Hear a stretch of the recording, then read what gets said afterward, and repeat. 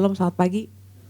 Ya, pesan Tuhan buat kita adalah bahu-membahu bergerak ke tujuannya Tuhan ya. Diambil dari Markus 2 ayat yang ketiga dan keempat saya akan bacakan. Dan orang-orang datang membawa kepadanya seorang lumpuh digotong oleh 4 orang, tetapi mereka tidak dapat membawanya kepadanya karena orang banyak itu. Lalu mereka membuka atap yang di atasnya. Sesudah terbuka, mereka menurunkan tilam tempat orang lumpuh itu berbaring. Nah, jadi ini yang menjadi pesan Tuhan. Tapi sebelum saya akan berbicara tentang pesan Tuhan, saya akan ingatkan lagi kita semua bahwa kita diingatkan tentang ada sebuah kerajaan. Nah, kerajaan ini adalah kerajaan yang kaya, kerajaan yang sangat besar. Dan kerajaan ini punya satu kerinduan, punya satu keinginan, punya satu tujuan. Untuk apa? Memperluas kerajaannya. Yaitu memperluas kerajaannya di bumi. Artinya gini, ini kerajaan surga.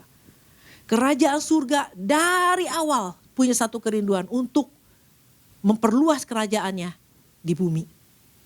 Nah, kan ada orang yang tanya, kenapa sih mesti bumi? Kan planet lain juga banyak. Nah, kita lihat ya, ini untuk pengetahuan aja, kita lihat di dalam Yesaya 45 ayat yang ke-18 supaya kita tahu bahwa kenapa bumi, kenapa bukan planet Mars gitu atau planet-planet yang lain.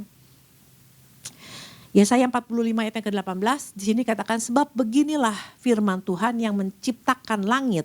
Dialah Allah yang membentuk bumi dan menjadikannya dan yang menegakkannya. Dan ia menciptakannya bukan supaya kosong, tetapi ia membentuknya untuk didiami. Akulah Tuhan dan tidak ada yang lain. Jadi memang Tuhan menciptakan bumi untuk didiami oleh manusia. Makanya dia mau memperluas wilayahnya di bumi, di tempat di mana ada manusia. Nah, waktu dia mau memperluas, ini proyek besar, ini proyek mega proyek banget ini. Tuhan mau memperluas wilayahnya ke bumi, dia butuh orang. Dan orangnya bukan sembarangan orang, tapi orang-orang pilihannya. Dan yang luar biasanya lagi, dia sudah mempersiapkan orang-orang pilihannya. Jauh sebelum bumi diciptakan. Jauh sebelum dunia diciptakan, Tuhan udah pilih. Tuhan udah pilih saya, kita semua. Untuk apa? Untuk masuk dalam pekerjaannya Tuhan. Bahkan ketika kita jatuh dalam dosa, Tuhan bilang dia selamatkan. Oleh kasih karunia dan anugerah Tuhan, dia selamatkan kita. Bukan karena pekerjaan kita, bukan karena usaha kita, tapi karena pemberian Allah. Supaya apa? Supaya setiap kita bisa bekerja di pekerjaan yang sudah Tuhan persiapkan jauh sebelumnya. Jadi ini proyek yang Tuhan udah rencanakan jauh sebelumnya. Ini bukan proyek main-main untuk memperluas kerajaan Tuhan. Tuhan mempersiapkan orang yang jauh sebelum proyek ini ada. Ini luar biasa. Dan betapa Tuhan melihat bahwa proyek ini bagaimana bisa bekerja dengan baik. Kalau apa? Ada orang-orang yang harusnya kerja tapi lumpuh. Nah, sama seperti kita juga waktu kita mau bikin sebuah proyek yang besar. Manusia waktu mau bikin proyek yang besar atau ada usaha yang besar. Yang dia libatkan orang-orang yang bisa bekerja sama, betul?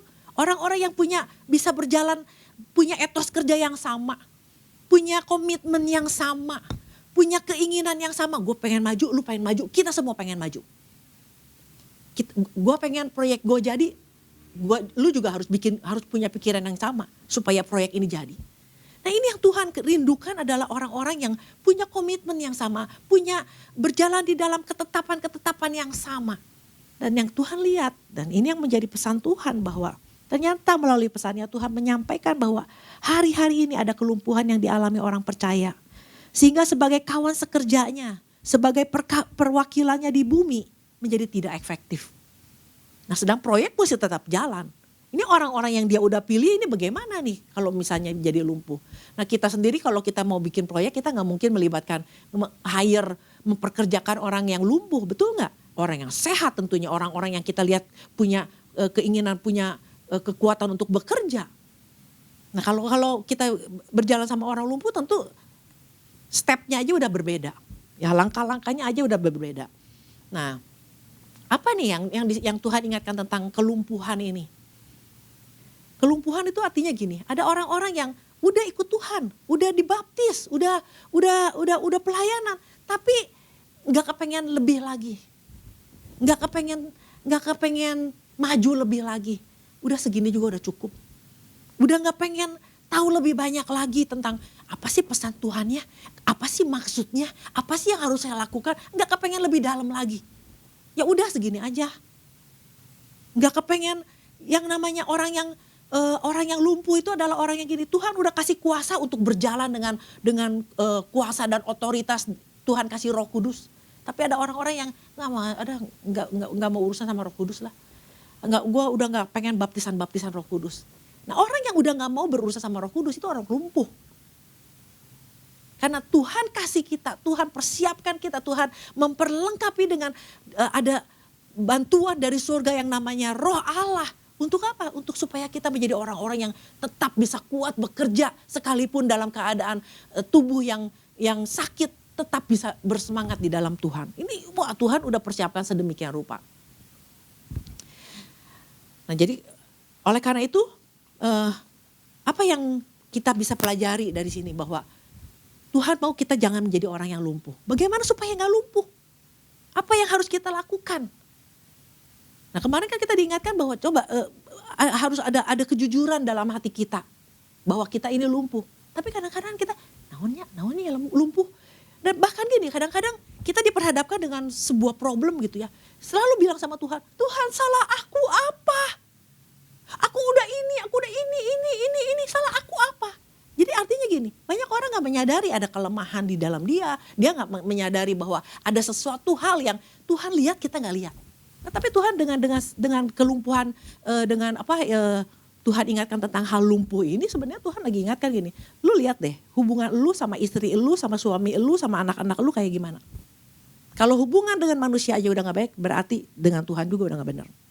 Nah kerinduan Tuhan untuk memulihkan kelumpuhan ini sama seperti yang kita baca dari tadi tentang 4 orang ini menggotong orang lumpuh.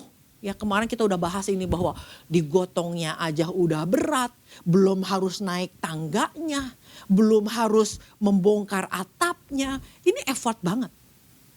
Ini sesuatu yang betul-betul serius. Jadi artinya gini, kemungkinan nih saya cuma membayangkan bahwa mungkin ini 5 sekawan. Selalu kerja bareng, selalu bersama-sama bareng. Tapi satu orang temannya ini tiba-tiba lumpuh. Ini teman-temannya gak bisa terima. Teman-temannya punya satu keinginan, ini orang mesti sembuh. Teman kita mesti sembuh, teman kita mesti bisa sama-sama lagi. Sampai dia usahakan untuk membawa ke Yesus sampai bongkar atap dan menurunkan. Ini kemarin dibahas, ini gak mudah. Ini kerinduan Tuhan. Kerinduan teman-teman yang 4 orang ini melihat temannya gini aja, ini mesti sembuh. Ini gak boleh lumpuh. Ini manusia. Bagaimana dengan Tuhan melihat kita? Tuhan juga gak mau kita lumpuh. Makanya Tuhan kasih pesan buat kita. Nah jadi hal apa sih yang kadang-kadang bisa melumpuhkan kita? Kadang-kadang kita pikir bahwa apa sih masalahnya dengan gua gitu.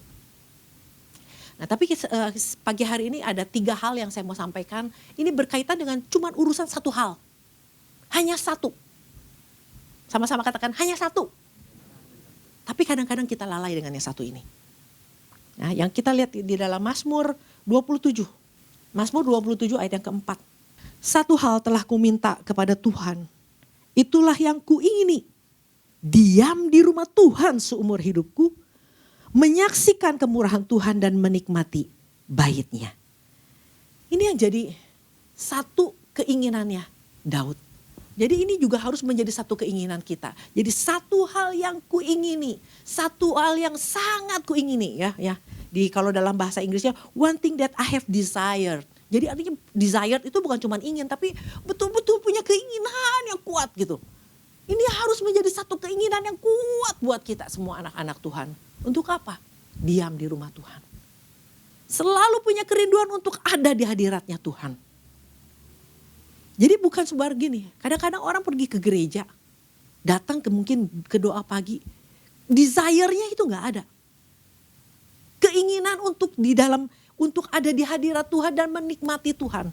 Dikatakan bahwa diam di rumah Tuhan seumur hidup. Menyaksikan kemurahan Tuhan. Tapi dalam bahasa Inggrisnya lebih indah lagi ini. To behold the beauty of the Lord. Melihat kecantikannya Tuhan. Melihat keindahannya Tuhan. Nah ini yang seringkali orang datang sama Tuhan tapi cuma sekedar gue datang cuma pengen denger khotbah. Makanya kalau orang punya pikiran bahwa datang sama Tuhan pengen dengar khotbah, makanya banyak orang yang gak mau ibadah. Kenapa? Di YouTube juga ada. Online aja. Tapi sebenarnya kita datang ke rumah Tuhan gini, kita bawa tubuh kita yang roh itu penurut tapi daging itu lemah. Artinya gini, roh itu pengen, roh itu punya desire. Tapi tubuh ini males. Nah tapi kalau kita mau datang ke rumah Tuhan cuman pengen doang, rohnya pengen doang, tapi tubuhnya kita gak bisa geser, gak akan sampai ke rumah Tuhan. Nah makanya kalau mau datang ke rumah Tuhan, betul-betul punya keinginan, kerinduan untuk gua mau menikmati Tuhan. Waktu gua nyembah, gua mau menikmati Tuhan. Bukan cuma sekedar datang, cuma sekedar hari Minggu, ada orang Kristen guru ke gereja. Apalagi pendetanya siapa, pendetanya siapa, pendetanya siapa. Wah lucu nih, boleh gua datang aja nih. Bukan itu. Tapi kalau kita lihat Daud bahwa dia datang ke rumah Tuhan. Yang kuingini di rumah Tuhan adalah menyaksikan kemurahan Tuhan, menyaksikan keindahannya Tuhan. Menikmati baitnya. Ini menikmati rumah Tuhan. Itu yang Tuhan mau dari setiap kita. Seumur hidup. Jadi ini juga punya arti gini, bahwa kita sebenarnya orang-orang yang sebenarnya tadi dari rumah pejagalan, rumah Mesir, rumah perbudakan. Betul, kita semua berasal dari situ. Nah tapi waktu Tuhan selamatkan kita, ini yang Tuhan mau. Pindah ke rumah Tuhan. Ini rumah indah. Rumahnya di mana Tuhan ada, di mana Tuhan mau kita ditanam di sini, di mana Tuhan mau kita menikmati kebaikan Tuhan. Dulu rumah itu kan rumah yang jahat, rumah perbudakan, rumah yang gak enak. Sekarang Tuhan mau pindah ke sini. Tapi the point is, banyak orang udah pindah dari rumah perbudakan, dia cuma datang mengunjungi rumah Tuhan, setelah itu dia main di padang gurun. Main di rumah Tuhan. Nanti kalau udah lelah, mampir lagi Tapi ini sini dikatakan yang diam di rumah Tuhan, dwelling. Artinya tinggal betul-betul, enggak cuma sekedar mampir. Nah kalau anak-anak Tuhan yang selalu berpikir gue mau mampir, akhirnya apa? Jadi lumpuh. Gak sadar, waktu gak ada problem sih mungkin gak kerasa ya. Begitu ada problem, mulai kelihatan kelumpuhannya. Jadi ini harus menjadi satu kerinduan kita bahwa pengen ada di rumah Tuhan. Pengen ditanam di sini. Nah kalau kita lihat lagi di dalam Mazmur 92. Jadi orang-orang yang udah keluar dari rumah perbudakan tapi tidak mau diam di rumah Tuhan. Tidak mau ada di hadirat Tuhan. Tidak mau dekat sama Tuhan. Lama-lama kelumpuhan itu akan terjadi. Mazmur 92 ayat yang ke-13. Orang benar akan bertunas seperti pohon korma, akan tumbuh subur seperti pohon aras di Libanon. Mereka yang ditanam di bait Tuhan akan bertunas di pelataran Allah kita. Pada masa tua pun mereka masih berbuah menjadi gemuk dan segar untuk memberitakan bahwa Tuhan itu benar, bahwa Ia gunung batuku dan tidak ada kecurangan padanya. Ini luar biasa, bahwa waktu orang-orang betul-betul diam di rumah Tuhan, ditanam, bertunas di dalam, sampai masa tua pun nggak akan pernah lumpuh. Nah orang-orang yang cuma keluar masuk pengen cuma sekedar mampir, lihat waktu ada masalah, kelumpuhan mulai terlihat. Dan ini yang harus menjadi keinginan kita, desire kita, punya keinginan mau ditanam di rumah Tuhan. Seumur hidupku mau diam di rumah Tuhan, sampai masa tua pun aku tetap segar, aku tetap kuat, aku tetap bisa berjalan, aku tetap bisa memberitakan tentang Tuhan. Siapa yang mau seperti itu? Kita semua mau seperti itu. Tetap awet muda, tetap punya gairah yang sama. Waktu umur 17 sampai hari ini tetap sama. Sampai dari umur 17 sampai umur 60, 80 masih tetap punya gairah. Itu kalau ada di dalam rumah Tuhan. Kalau ditanam di bait Tuhan, kalau ada di dalam hadiratnya Tuhan. Nah ini harusnya menjadi keinginan, dan ini yang menjadi keinginan Daud. Ini luar biasa ini Daud. Dia apapun yang dia lakukan, dia cuma bilang bahwa satu hal yang kuingini. Satu hal yang menjadi kerinduan, keinginan dia yang sangat dalam, ada di dalam rumah Tuhan. Senang ada di rumah Tuhan.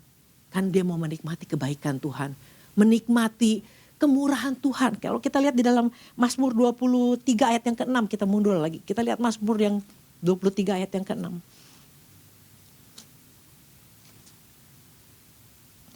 Kebajikan dan ayat yang kelima dulu nih. Engkau menyediakan hidangan bagiku di hadapan lawanku. Engkau mengurapi kepalaku dengan minyak. Pialaku penuh melimpah.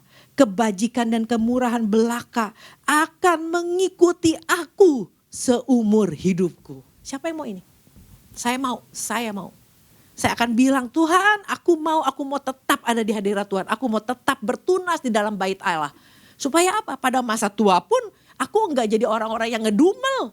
Aku enggak jadi orang-orang yang akhirnya nyusahin orang. Jadi orang yang tetap kuat, bersemangat di dalam Tuhan. Amin. Enggak lumpuh.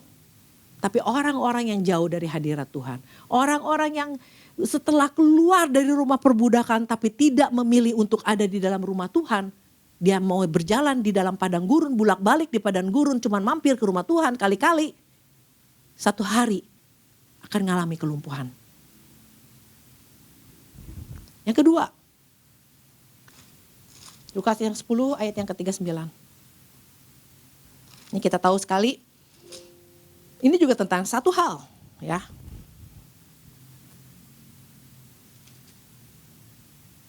Nah, dari yang ke-38 dulu. Ketika Yesus dan murid-muridnya dalam perjalanan, tibalah ia di sebuah kampung. Seorang perempuan yang bernama Marta menerima dia di rumahnya. Perempuan itu mempunyai seorang saudara yang bernama Maria. Maria ini duduk dekat kaki Tuhan dan terus mendengarkan perkataannya. Sedangkan Marta sibuk sekali melayani. Ia mendekati Yesus dan berkata, Tuhan, tidakkah engkau peduli bahwa saudaraku membiarkan aku melayani seorang diri? Suruhlah dia membantu aku. Tetapi Tuhan menjawab, Marta, Marta, engkau khawatir dan menyusahkan diri dengan banyak perkara. Tetapi apa? Hanya satu saja yang perlu. Maria telah memilih bagian yang terbaik yang tidak akan diambil daripadanya. Nah, supaya kita gak masuk dalam kelumpuhan, supaya kita gak akhirnya ujung-ujungnya jadi lumpuh. Nah, ini yang Tuhan bilang, satu hal yang kita perlukan. Punya waktu ada di kaki Tuhan. Saya udah ke gereja Tuhan, saya rajin pelayanan Tuhan. Pertanyaannya adalah, punya gak waktu sama Tuhan? Sama seperti apa yang dipilih Maria. Memilih bagian yang terbaik yang tidak pernah akan diambil daripadanya. Punya waktu buat Tuhan. Nah, ini problem yang sering memang dihadapi sama orang percaya. Orang percaya. Nah, ini dikatakan bahwa Yesus ada di rumahnya Marta. Tapi Marta khawatir, tapi Marta menyusahkan diri. Tapi Marta banyak hal yang Marta pikirkan. Jadi artinya dia khawatir, ketakutan, overthinking. Betul gak? Dia iri. Dia juga punya roh yatim piatu. Karena merasa gue sendirian gak ditolongin sama Maria. Gue betul-betul ngalamin semuanya, harus ngalamin sendiri. Gue susah sendiri, ini sendiri. Itu namanya roh yatim piatu. Nah, jadi ada Yesus di rumah. Ada Yesus di hatinya. Ada Yesus di hati kita.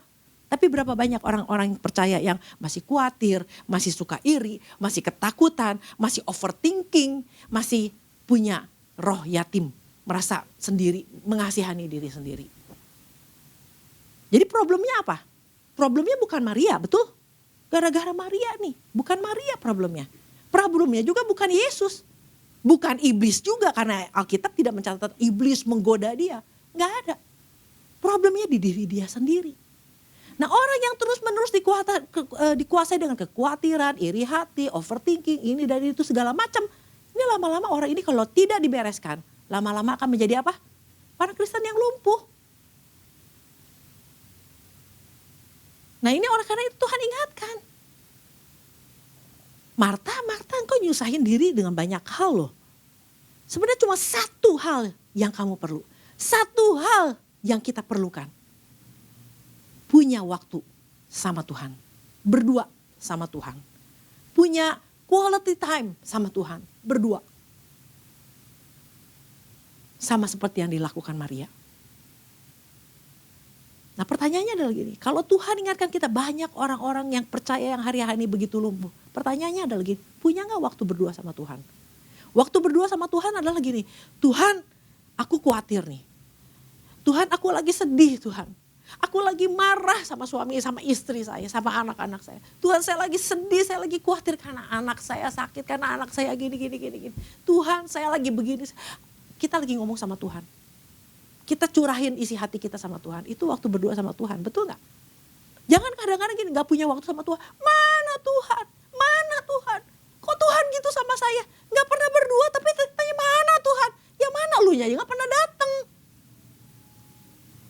Kenapa saya kayak gini Tuhan? Kenapa masalah saya kayak gini? Nah jadi cuman taunya ngedumel. Beda sama orang datang ke hadiratnya Tuhan. Saya lagi sedih. Saya lagi marah banget Tuhan. Saya lagi kecewa banget ini. Lagi ngomong sama Tuhan. Ini beda. Daripada marah-marah, kenapa kita gak datang sama Tuhan? Kita ngomong.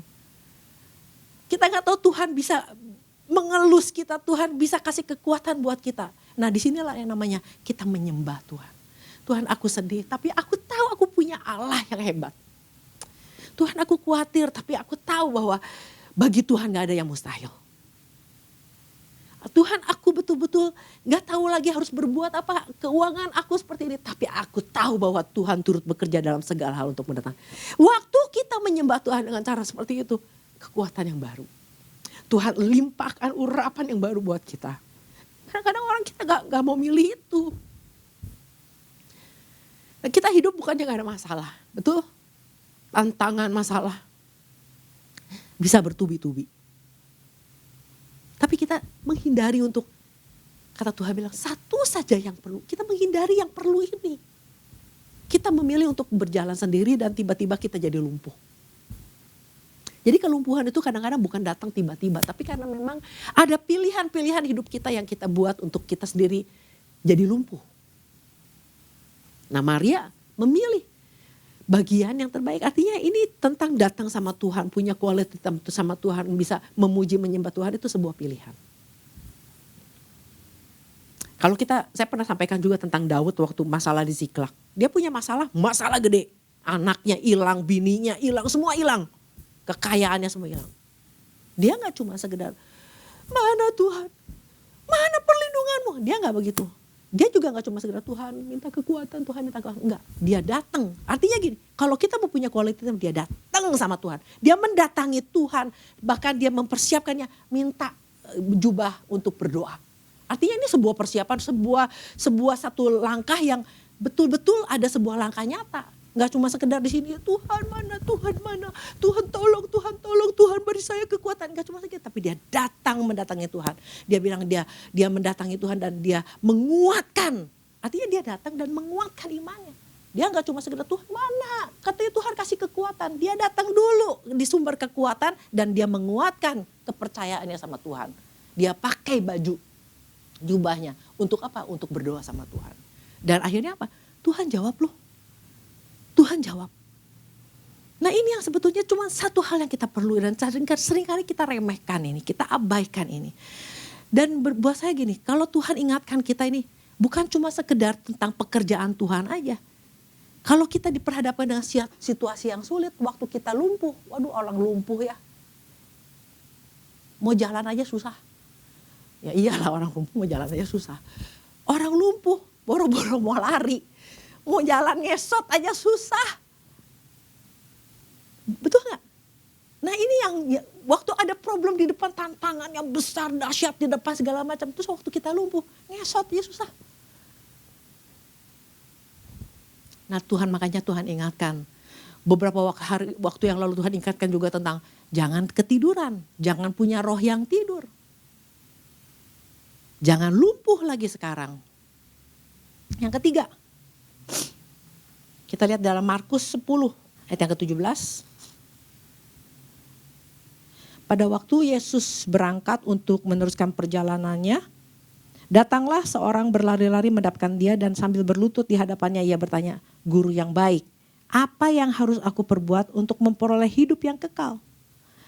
Nah lalu kita lihat ayat yang ke-21, tetapi Yesus memandang dia dan menaruh kasihan kepadanya. Lalu berkata kepadanya, hanya satu lagi kekuranganmu. Pergilah, jualah apa yang kau miliki dan berikanlah itu kepada orang-orang miskin. Maka engkau akan beroleh harta di surga. Kemudian datanglah kemari dan ikutlah aku. Mendengar perkataan itu ia menjadi kecewa. Lalu pergi dengan sedih sebab banyak hartanya. Jadi ini laki-laki ini ya anak muda. Kaya, pejabat dan super super apa ya, dia bilang dia udah melakukan perintah Tuhan itu dari kecil. Ini super rohani banget ini. Dia kalau ada di depan saya nih, saya ambil dia buat Delvin. Beneran ini orang hebat pisan. Anak muda, pejabat, kaya, super righteous. Ini super kebenarannya luar biasa. Ini hebat banget gitu loh. Tapi Tuhan bilang ini, kalau mau memperoleh kehidupan kekal, kan dia tanya bagaimana supaya bisa hidup kekal. Cuma satu yang diperlukan. Ya, hanya satu yang kurang. Apa? Jualah hartamu. Artinya gini, Tuhan tahu banget ini orang. Karena duit teh nempel pisan. Hatinya nempel banget sama duit. Ini doyan pisan sama duit gitu ya. Walaupun dia udah melakukan ini dan itu nih, wah ini luar biasa. Tuhan bilang cuma satu yang kurang. Kamu doyan duit. Sok bagiin.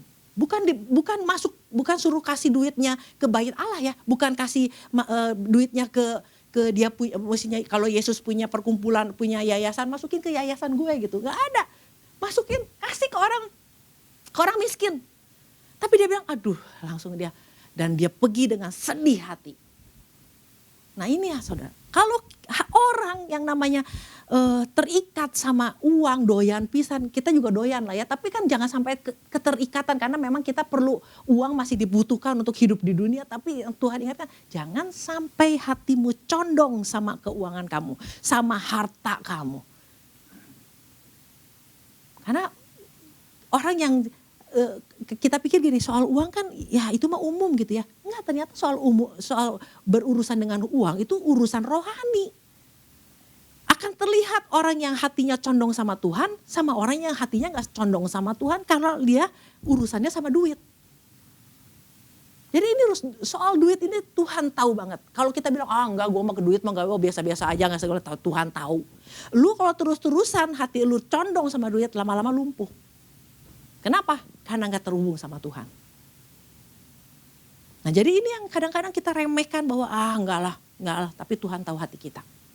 Makanya pesan ini datang sama kita. Supaya apa? Kalau hati kita terlalu condong sama uang. Segala sesuatu yang kita lebih baik ini. Gue gak mau datang sama Tuhan. Gue gak bisa datang ibadah. Gue gak bisa ada di rumah, di hadiratnya Tuhan. Kenapa? Karena gue mesti ambil duit. Gue mesti urusan duit. Gue urusan ini yang ada urusannya sama duit. Karena urusan uang ini akan akhirnya menjadi menjadi kita akhirnya sedikit-sedikit mulai melepaskan diri kita dari Tuhan. Apalagi waktu kita banyak duit kan gitu ya. Jadi Tuhan mah cuma sampingan gitu. Tapi Tuhan bilang ya harus punya seperti seorang Daud yang mengatakan, yang ku ingini, yang aku desirein itu seumur hidupku tinggal di rumah Tuhan. Nah ini saudara, banyak hal yang hanya perkara-perkara yang kelihatannya sepele. Kalau kita gak beresin, lama-lama kita lumpuh.